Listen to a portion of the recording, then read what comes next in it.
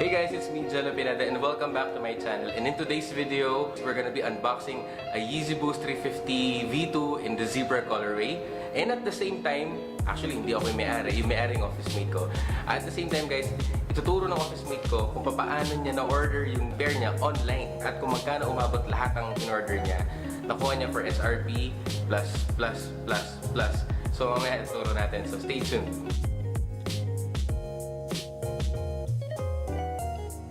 Thank you very much for checking on this video today, and I do hope you're having a wonderful day.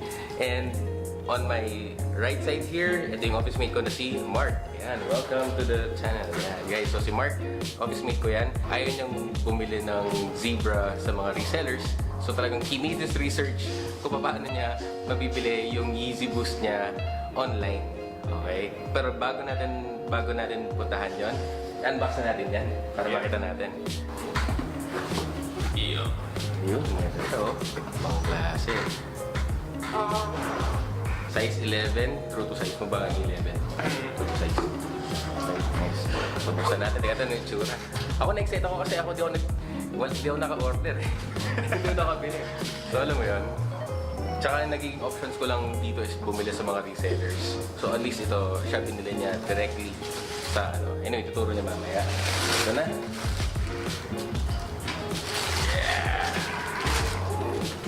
Okay, ito siya. So it comes in your standard Yeezy Boost 350 box, cardboard box.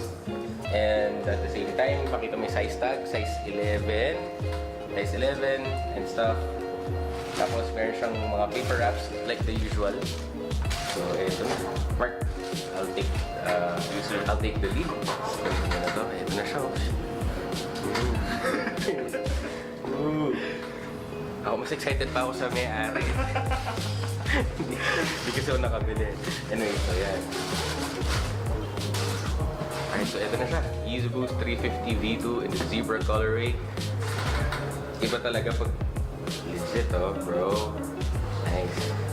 So, reviewin natin to. Mamaya gagawa tayo ng on-foot shots, pero sa kanya, since pair niya to, siyang paa niya ang gagamitin natin, hindi sa akin. Difference lang naman nito mga re-release na to from yung mga previous re-release is itong cream bottoms. Kung di ako nagkakamali, mas cream white ang sole nito kesa yung previous. Okay, so yan. And at the same time guys, you know what a Yeezy Boost 350 Zebra looks like. So, it's 100% legit. And, ayun. And inside the sneaker, meron na siyang paper inserts. Yan, so complete. Sarap talaga pag bago eh, no? Kanya na yung lunch ko eh. So Mark, kwento mo naman sa amin kung paano mo siya in-order and saan mo siya in-order online. First, tingnan ko muna kung magkano inaabot yung mga resellers dito sa Philippines sa mga Facebook group. Kung magkano yung presyohan nila. So may mga nakita ko nasa 20, 22, 24 yung mga resale price nila. Mahal talaga. Mahal.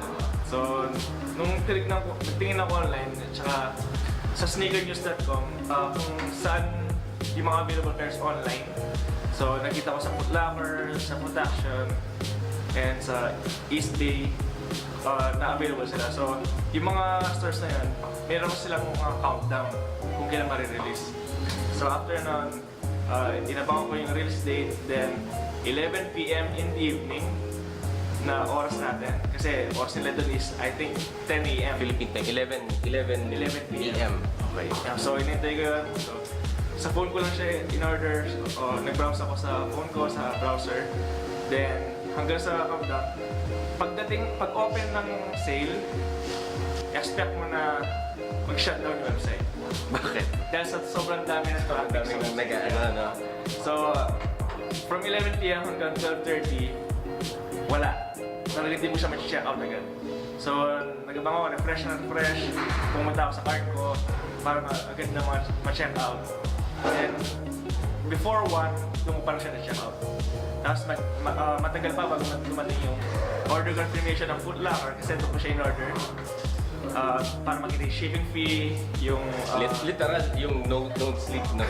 Don't sleep, bro. Tapos? Then before 1 AM, na-check out ko na siya. Then yung shipping, pati yung price nito is sumabot ng $250 something dollars. $250. Yeah, so nasa around 13,000 yun. Oo. So, yun. Then, 13 or 12,000. So, doon ko siya yun. So, difference nun, so from 13,000, from 24,000 or 20,000, malaki ng difference at saka natipid sa akin. Yun lang. Yeah.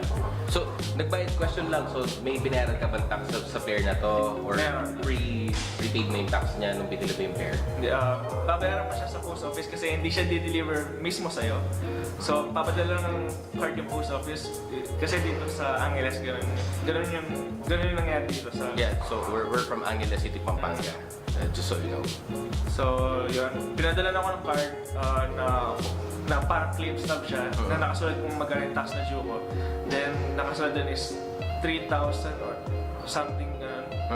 Then, babayaran mo na bago ibigay yung parcel. Okay. So, may form siya from customs ng computation. Although di ko maintindihan mo paano yung computation nila eh. basta may babayaran ka. Basta may babayaran ako, may papel. Yun na pala yan. Tapos hindi man sila printed, sulat kamay lang yung yung mismo papel. Yun. So, in total, magkano umabot? Around 16 na. 16,000. Yep. Okay, so ganun din pala guys. So for example, may nakita kayo na nagbebenta ng legit na zebra na brand new, dead stock. Okay, na possible na 16,000. Good cup na siya.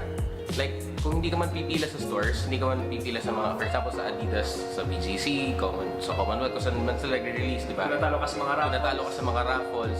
And then, kumbaga, what we're trying to do is, dinidepensahan namin yung mga resellers why they sell these na mas mataas. Diba? So, kung mabot ka ng 16,000, may nakita nga ako reseller recently sa number Kabalet Sneaker Games, Adidas Philippines Community, friend, classmate ko nung high school eh. So, he was selling Yeezy Zebra for 18,000 pesos, BNDS, size 11, saka 10.5. Sabi ko sa 18,000, good na siya. Kasi kung ikaw mismo order ka online with the same process na ginawa ni Mark para ma-order itong mga to, aabot pa rin siya ng 16,000. And at the same time, essential din na may credit card ka. Like, kailangan kasi babayaran, di ba? Mapabayaran mo siya by Sa credit card lang yung ina-accept nilang payment. Credit card lang in-accept by online. So, kung wala ka ng mga requirements na yun, kung wala ka ng mga ganong klaseng connections, and gusto mo talaga ng ganitong klaseng sneaker, hanap ka talaga ng resellers. Okay? So, sa mga resellers naman, that's why they price it at 20,000+ is still because, syempre, para meron pa silang markup. Pero in reality, if bibili ka nito online sa US, kung natalo ka sa raffle, halos medyo mataas pa rin talaga ang babayaran. Kaya mahal siya. Sa mga local release, agad nagkakaubusan. Oo, yun lang. Kung natalo ka sa mga local release dito sa, especially nung nag-release yung Sesame, talagang ang bilis eh, yung sa BCC. Tapos, ang dami pang tao para may concert eh. Parang concert. Habang nang kala ko, pila kayo babawi eh. Alright, so anyways, no, I do hope nagkaroon kayo ng idea kung paano orderin yung gantong sneaker online. It's legit. It's the real thing. Yeezy Boost 350 V2 from Foot Locker, exclusive. Okay. Don't forget to smash the like button at the same time. Kung bago ka dito, make sure to subscribe to my YouTube channel. And kung matagal ka na dito, thank you very much for sticking with me. And syempre, bago natin tapusin ito, gagawa tayo ng mga on-foot shots, diba? Para at least makita mo how these look on-feet. And again, hindi po ako ang gagawa ng on-foot. Siya kasi sneaker niya to. At ayaw ko siya suotin. Okay? So anyways guys, thank you very much. And I'll see you on the next video. Bye! Don't sleep, bro. Don't sleep, bro.